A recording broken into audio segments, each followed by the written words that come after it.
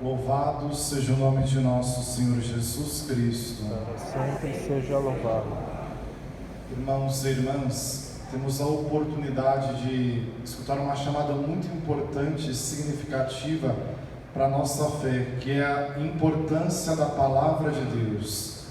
É um alimento a Palavra de Deus, é um lugar de destaque na vida do cristão e na nossa vida pessoal, que a Palavra de Deus tem uma força e um poder da qual nós nos alimentamos todos os domingos e quem sabe diariamente.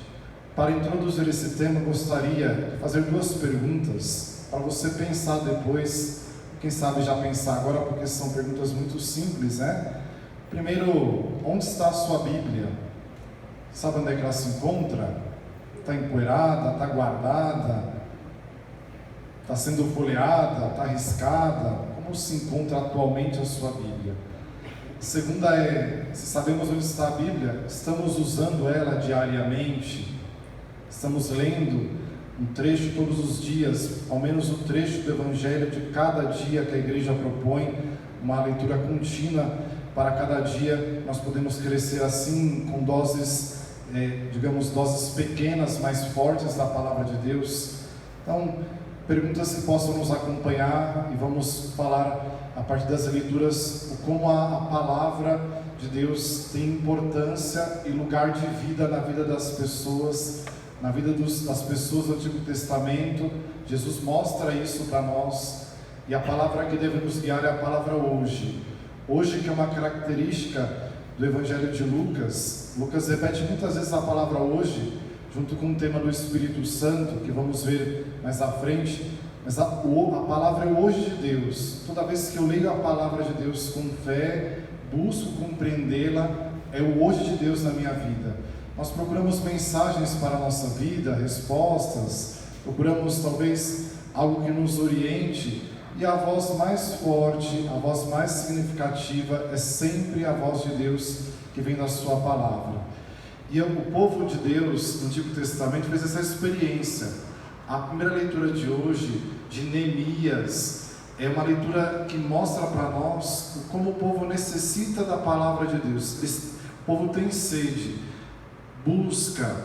O que aconteceu nessa leitura? O contexto é justamente o povo que retorna do exílio na Babilônia. E quando eles voltam a Jerusalém, eles veem a cidade em ruínas, incluindo o lugar do culto, que seria o templo. O templo havia sido destruído pelo imperador anterior, e assim eles percebem que não tem lugar para escutar a palavra. Tanto é que, se notarem bem, o local onde eles vão escutar a palavra é um local diferenciado. Não se fala local exatamente, mas é um ambiente de praça. Tanto é que a palavra expressa nessa leitura dizendo: colocou-se um tablado para que então pudessem ouvir os demais. Então é como se você chegasse aqui hoje na nossa igreja e não encontrasse nada, e tivéssemos que ir para uma praça mais próxima, quem sabe a Praça Pôr do Sol, e tivéssemos que nos esforçar para escutar bem a palavra de Deus.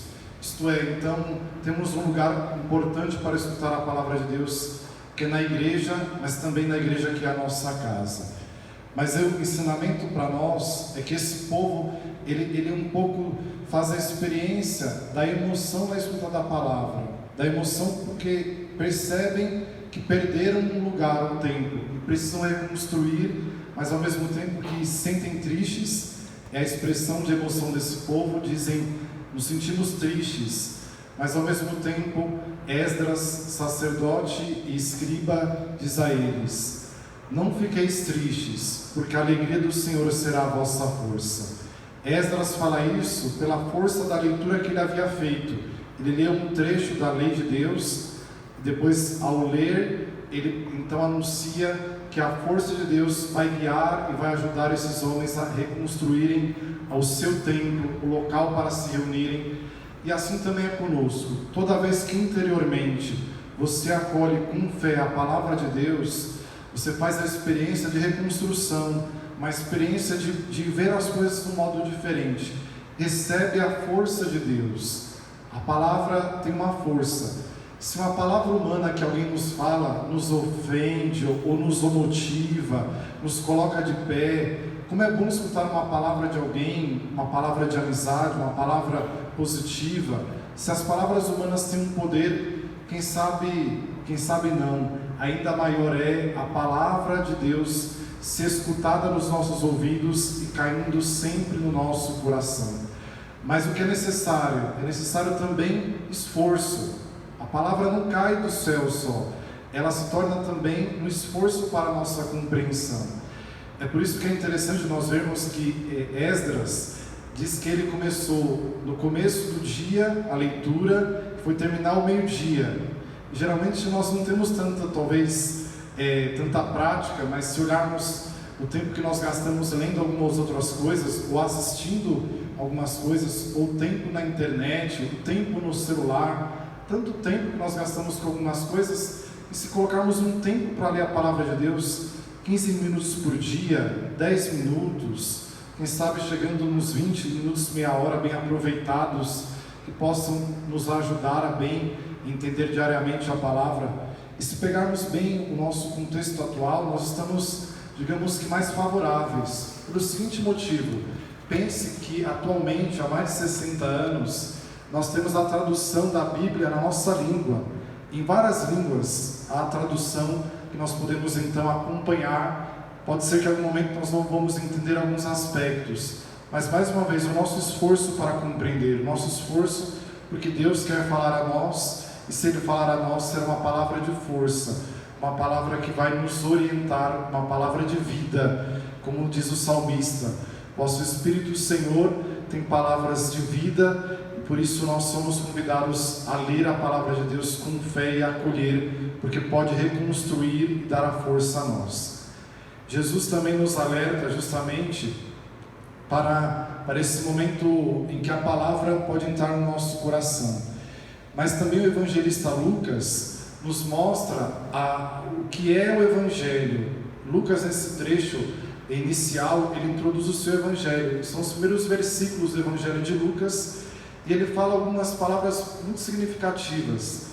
Ele fala: eu consultei muitas pessoas, porque muitos outros escreveram sobre a história de Jesus. E Lucas percebeu que era significativo naquele tempo relatar os acontecimentos da história de Jesus. E veja que Lucas faz como que uma pesquisa histórica. Ele faz uma pesquisa entre as testemunhas que conheceram Jesus, e justamente ele usa a palavra testemunhas oculares. Ele quer dizer o quê? Os apóstolos que viveram com Jesus, incluindo também Nossa Senhora, porque Lucas não conheceu Jesus em pessoa, então ele necessitava fazer uma boa pesquisa para que pudesse então trazer a mensagem a nós desse Evangelho. Então Lucas está dizendo aqui que ele se preocupou em trazer as palavras do próprio Senhor para nós, ensinamentos que devem entrar na nossa vida, no nosso coração. E Lucas, então, é um dos evangelhos, aliás, é o evangelho mais longo, acompanhado também pelos Atos dos Apóstolos. São as duas obras mais longas do Novo Testamento, por isso que então se torna bem completo. E se observarmos bem, no tempo do Natal, nós lemos os relatos da infância de Jesus no Evangelho de Lucas, ou seja, um evangelho muito completo, justamente porque ele teve contato direto com Nossa Senhora, que deve possivelmente ter relatado os acontecimentos do nascimento de Jesus e o seu crescimento junto com São José. Por isso, toda vez que Jesus fala no Evangelho, ele falando a nós, falando para você, falando para o Padre, é o hoje de Deus. E Jesus então vai ao templo. Ele vai ao templo, na sinagoga de Nazaré, para ler um trecho da palavra de Deus. Ele lê chamada segunda leitura, a segunda leitura da liturgia judaica. A primeira leitura era a leitura da lei, a segunda era a leitura dos profetas, no caso o trecho do profeta Isaías. O que diz esse trecho que Jesus proclama e declara que ele seria esse enviado de Deus? Primeiro, que Jesus é ungido pelo Espírito Santo para uma missão que deve alcançar a nós. São três aspectos significativos: pregar o Evangelho, isto é, para os pobres. E quem são os pobres? Os pobres são cada um de nós, não só o pobre material, mas O pobre é todo aquele que precisa de Deus, que reconhece que precisa de Deus. Também o pobre material precisa de Deus, também nós precisamos de Deus. O pobre é todo aquele que percebe a sua necessidade de Deus. Todos nós somos pobres, mas se nós nos reconhecemos pobres diante de Deus, nós receberemos mais graças, mais forças.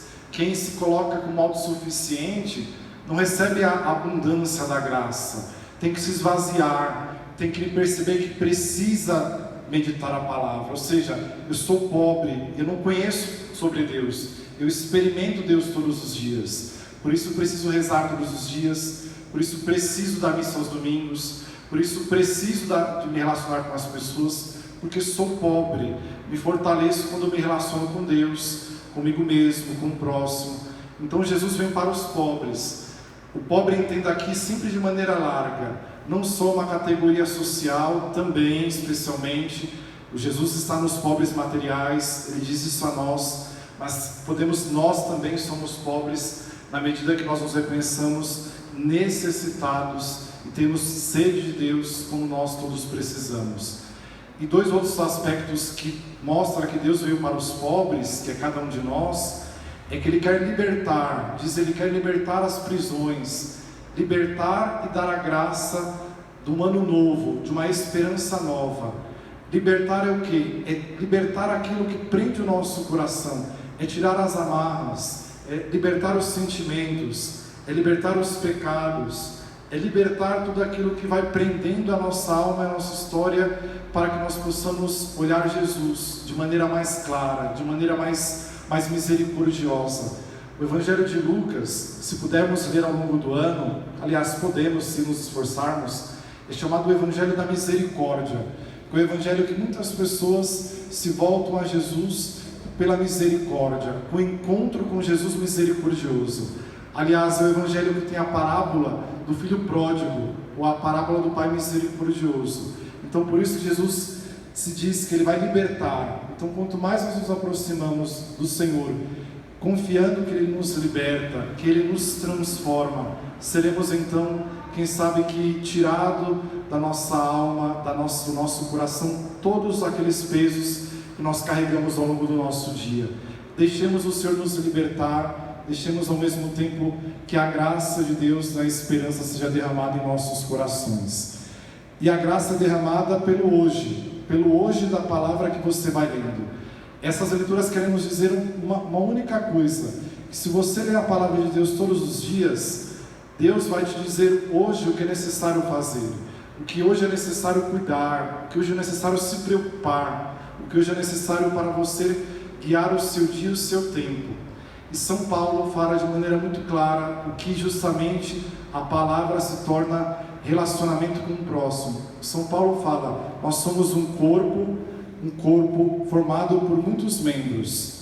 E São Paulo está dizendo para nós que cada membro está sensível ao outro membro. Um precisa do outro. Ninguém está sozinho. O padre precisa do povo, o povo precisa do padre, você precisa de alguém que te auxilie em algumas coisas. Dependemos uns dos outros, por isso somos um corpo formado por muitos membros, e nenhum é mais inferior do que o outro, todos têm a sua importância. Cabe a nós sabermos o nosso lugar e fazer do nosso lugar um serviço a cada membro. Portanto, que também essa visão de São Paulo, uma visão de igreja, mas também uma visão de sociedade, que nós percebamos que dependemos uns dos outros. Autonomia é necessário, mas também a autonomia pede ajuda, pede compartilhar, pede que se aprenda a lidar com a sensibilidade do próximo, e a chamada empatia, mas uma empatia que se faz também sabendo que se Deus colocou as pessoas próximas a nós, é para que nós possamos também depender uns dos outros no nosso crescimento de fé e crescimento de um só corpo. Que Deus nos abençoe, que a palavra seja um corpo para nós, um corpo que nos alimenta pela sua força, e que hoje Deus possa dizer a nós aquilo que é necessário viver a cada dia, meditando cada dia o Evangelho. Que assim seja. Amém.